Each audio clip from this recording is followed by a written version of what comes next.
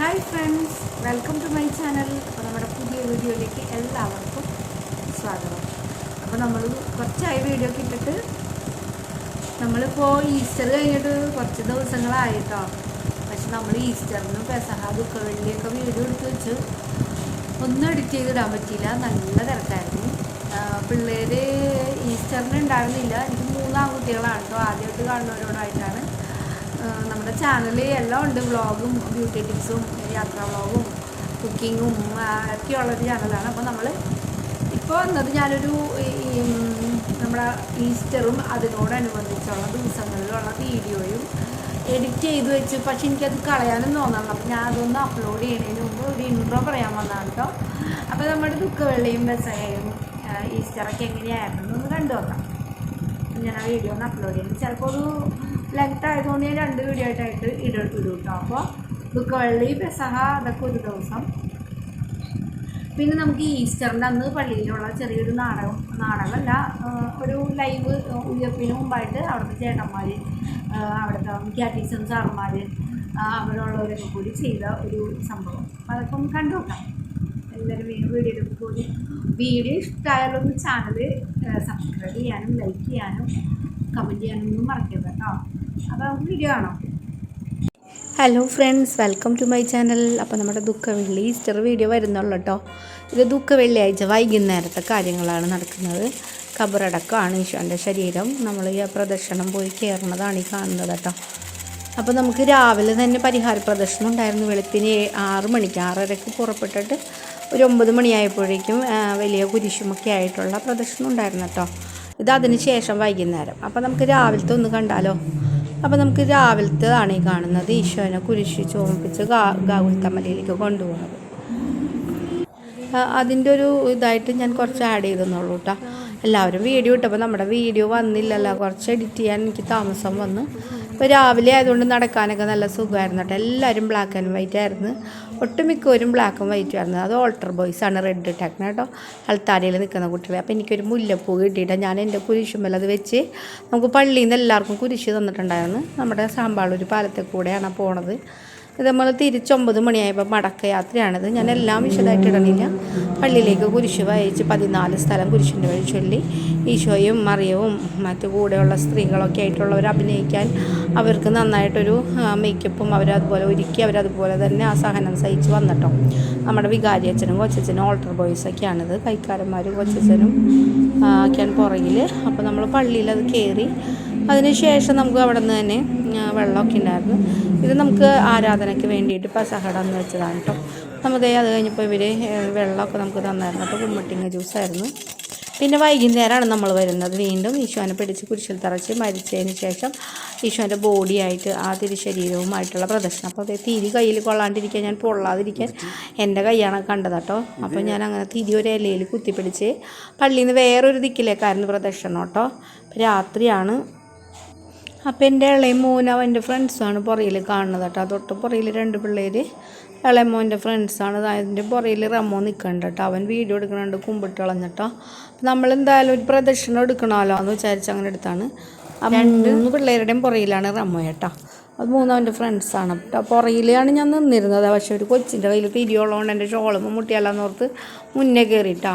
റമ്മോയെ ഞങ്ങൾ പകുതി വരെ പോയിട്ട് കപ്പേള എത്തുമ്പോഴേക്കും ഒരു അന്തോണി സുണ്ണിയാൻ്റെ കപ്പേള അമ്പഴക്കാട് നിന്ന് നമ്മൾ ടേൺ ചെയ്ത് തിരിച്ചു വരും കേട്ടോ. അപ്പം അങ്ങനെ പോരെയാണ്. പിന്നെ തിരിച്ച് മടക്കയാത്ര പള്ളിയിലേക്കാണ്. ചിലവരുടെ തിരിയൊക്കെ കെട്ടുപോയി, ഭയങ്കര കാറ്റായിരുന്നു കേട്ടോ. അപ്പോൾ അതുകൊണ്ട് അവിടെ പാട്ടൊക്കെ ഉണ്ട്, പ്രാർത്ഥനാ ഗീതങ്ങളൊക്കെ ഉണ്ട്. നമ്മളങ്ങനെ പള്ളിയിലേക്ക് വന്നുകൊണ്ടിരിക്കുകയാണ് കേട്ടോ. അപ്പം എല്ലാവരും തിരി പരമാവധി കെടാതിരിക്കാൻ കൈയും തട പിടിച്ചൊക്കെ വരികയാണ്. എന്തായാലും പള്ളി എത്താറായിട്ടോ. പള്ളി നമുക്ക് ദൂരെ കാണാം കണ്ടോ.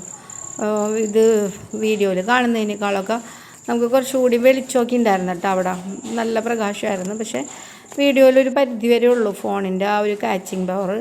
ദൂരത്തെടുക്കുമ്പോൾ അത്ര ക്ലാരിറ്റി ഇല്ല കേട്ടോ. അപ്പോൾ നമുക്ക് മടക്കയാത്ര പള്ളിയിലേക്ക് വലിയ പ്രദർശനമായിരുന്നു. ഒരുപാട് പേരുണ്ടായിരുന്നു. ഒരുപാട് സമയം എടുത്തിട്ട് എല്ലാ ചടങ്ങുകളും നടത്തി തീരാനായിട്ട് ഈ തവണ.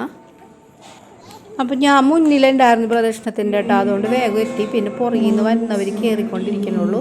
നമ്മൾ വെയിറ്റിങ്ങിലാണ്. അത് കഴിഞ്ഞ് അകത്ത് കയറിയിട്ടോ. നമുക്ക് അകത്ത് കയറാൻ പറ്റില്ല, ജസ്റ്റ് കയറി സൈഡിൽ കൂടി കണ്ടതാണ് ഞാൻ. അവിടെ എല്ലാം അറേഞ്ച് ചെയ്തിട്ടേക്കാണ് കേട്ടോ. അപ്പോൾ രൂപ എടുക്കുകയാണ്. അപ്പോൾ ഈശോൻ്റെ ശരീരം തിരുശരീരം അകത്തേക്ക് എല്ലാവരും ചേർന്ന് എടുത്ത് പള്ളിയിലച്ഛനും എല്ലാവരും ചേർന്ന് അകത്തേക്ക് എടുക്കണം. അപ്പോൾ നമ്മളെല്ലാം പുറത്ത് നിൽക്കുകയായിരുന്നു കേട്ടോ. അകത്തേക്ക് രൂപം തൊട്ട് മുത്താനായിട്ടും വണങ്ങാനായിട്ടൊക്കെ ഉള്ള നിരകൾ അവിടെ അറേഞ്ച് ചെയ്തിട്ടിട്ടുണ്ട്. നമുക്ക് കുറേയും കൂടി അടുത്ത് കാണാൻ വേണ്ടി ഞാൻ മുകളിൽ കയറി എടുത്തതാണ് കേട്ടോ. ഇത് വർഷത്തിലൊരിക്കലാണ് ഈ രൂപം പുറത്തിറക്കുന്നത്. പല സ്ഥലങ്ങളിൽ ഈ രൂപത്തിൽ അത്ഭുതങ്ങളൊക്കെ നടക്കാറുണ്ട്. ഇതേ അകത്തുള്ളൊരു കാഴ്ചയാണിത്. അപ്പം എല്ലാം അറേഞ്ച് ചെയ്ത് ആളുകളൊക്കെ അകത്ത് കയറി തിരുസ്വരൂപം മുത്തിയിട്ടാണ് പോണത്. അപ്പോൾ പുത്തമ്പാല പാടാൻ വേണ്ടിയിട്ട് ഓരോ ഗ്രൂപ്പുകാരും യൂണിറ്റുകാരും റെഡി ആയിട്ടുണ്ട് കേട്ടോ. ഈശോ മരിച്ചു കിടക്കുമ്പോൾ പാടുന്നൊരു പാട്ടാണ് ക്രിസ്ത്യാനികളെല്ലാത്തവർക്കും വേണ്ടി ഞാൻ പറയുന്നത് കേട്ടോ. പുറത്തൊരു സ്ക്രീൻ വെച്ചിട്ടുണ്ട്, അതിൽ കൂടെയും കാണാം കേട്ടോ. അല്ലാതാണ് ഞാൻ എടുത്തത്. പിന്നെ തിരക്കായിട്ടോ. അപ്പോൾ അവർ ക്യൂ പോകാൻ വേണ്ടിയിട്ട് ഡെസ്ക് ബെഞ്ചൊക്കെ ഇട്ടിട്ടുണ്ട്. നമ്മളും പോയി തിരുസ്വരൂപം മുത്തിയിട്ടോ.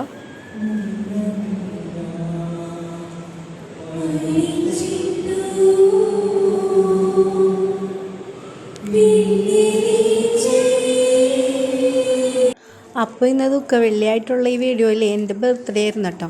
ഞങ്ങൾ അതിൻ്റെ ഇടയ്ക്ക് പുറത്തിറങ്ങി കുറേ സമയം എടുക്കുക എല്ലാവരും മുത്തി തീരാനായിട്ട്.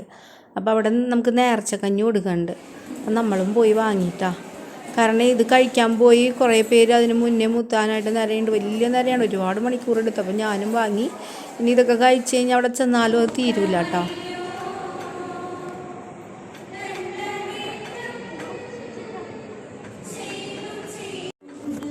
അപ്പോൾ നമ്മൾ കഴിച്ചു വന്ന് നേർച്ചയൊക്കെ കേട്ടോ. ഞാൻ നേരത്തെ തന്നെ മുത്തിയിട്ടാണ് നേർച്ച കഴിക്കാൻ പോയത് കേട്ടോ. പ്രദക്ഷിണത്തിൽ മുന്നേ ആയിരുന്നതുകൊണ്ട് ആദ്യമേ തന്നെ നമ്മൾ കയറി ആദ്യത്തെ നിരയിലുണ്ടായിരുന്നതുകൊണ്ട് നമ്മളത് കഴിഞ്ഞ് പുറത്തിറങ്ങി അടുത്ത ആൾക്കാർക്ക് മുത്താൻ വേണ്ടി എളുപ്പത്തിന് വേണ്ടി സെമിത്തേരിയുടെ തിരിക്കുകയാണ് ഞാൻ. അപ്പോൾ ഓരോ ടീമായിട്ട് പുത്തമ്പാന പാടാൻ യൂണിറ്റുകാർ കയറുന്നതാണ്. ആ സൈഡിൽ വെള്ളമിട്ട് നിൽക്കണം, നിങ്ങൾ കണ്ടത് കേട്ടോ. അപ്പോൾ ഞാനിവിടെ ഇരുന്ന് എൻ്റെ മമ്മിനെ എൻ്റെ അരിനെ ഓർക്കായിരുന്നു കേട്ടോ. അവർ മരിച്ചു പോയിട്ട് ഇപ്പോൾ 3-4 വർഷമായി. അപ്പോൾ സെമിത്തേരിയിൽ ഇങ്ങനെ തിരികെ എത്തിച്ചേക്കണൊക്കെ കണ്ടതൊക്കെ ഓർത്തിരിക്കുകയായിരുന്നു. എൻ്റെ ബർത്ത്ഡേ ആണല്ലോ, എന്നെ ജനിപ്പിച്ചതാണല്ലോ അങ്ങനെ.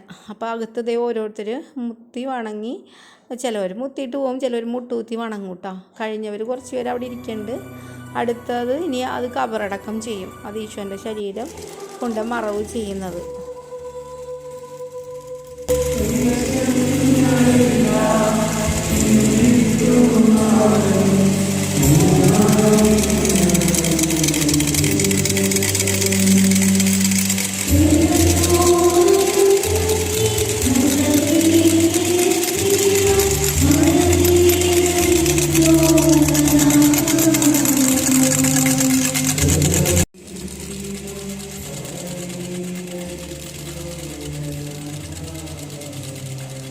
അപ്പം അങ്ങോട്ട് കൊണ്ടുപോയിട്ട് അവിടെ അലങ്കരിച്ച് വെച്ചിരിക്കുന്ന കല്ലറയുടെ അകത്തേക്ക് കൊണ്ടുപോകും. എന്നിട്ട് പിന്നെ നമ്മൾ അങ്ങനെയാണ് കാണിക്കുന്നത്.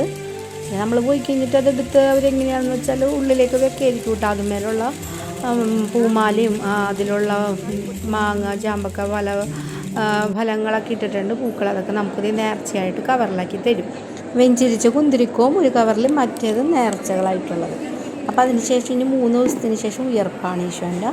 അപ്പോൾ നമ്മളിനി പോയിട്ട് 2 ദിവസം പകൽ കഴിഞ്ഞ് അന്നത്തെ രാത്രിയിൽ പതിരക്കുർബാന. അപ്പം നമുക്കിനി ഉയർത്തും. ഒരുത്തൻ ഒറ്റക്കൊടുത്തു, വേറൊരുത്തൻ തള്ളിപ്പറഞ്ഞു, കൂടെയുള്ളവരെല്ലാവരും ഓടി ഒളിച്ചു. എന്നിട്ടും അവൻ നിന്നു. ആർക്കു വേണ്ടി? എനിക്കും നിനക്കും, നമുക്കെല്ലാവർക്കും വേണ്ടി. കാൽവരിയിൽ ഒറ്റയ്ക്ക്. നമ്മുടെ ജീവിതത്തിൽ പലരും നമ്മെ ഒറ്റക്കൊടുത്തേക്കാം, തള്ളിപ്പറഞ്ഞേക്കാം. കൂടെ നിൽക്കേണ്ടവരെന്ന് നമ്മൾ വിചാരിച്ചിരുന്നവർ പോലും ചിലപ്പോൾ നമ്മെ മനസ്സിലാക്കാതെ മാറിപ്പോയേക്കാം. എന്നാൽ നമ്മൾ തളർന്നു പോകരുത്, പതറിപ്പോകരുത്, അവിടെ നിൽക്കണം. കാരണം എല്ലാവരും ഒറ്റപ്പെടുത്തിയപ്പോഴും തള്ളിപ്പറഞ്ഞപ്പോഴും മാറി നിന്നപ്പോഴും അവൻ നിന്നതുപോലെ അവന്റെ കൂടെ, യേശുവിന്റെ കൂടെ നമ്മൾ നിൽക്കണം. അവന്റെ കൂടെ, അവന് വേണ്ടി എന്നും നമ്മൾ നിൽക്കുമെന്ന ഉറപ്പിലാണ് യേശു നമുക്ക് വേണ്ടി മരിച്ചത്. And that he was buried and that he was raised on the 3rd day in accordance with the scriptures.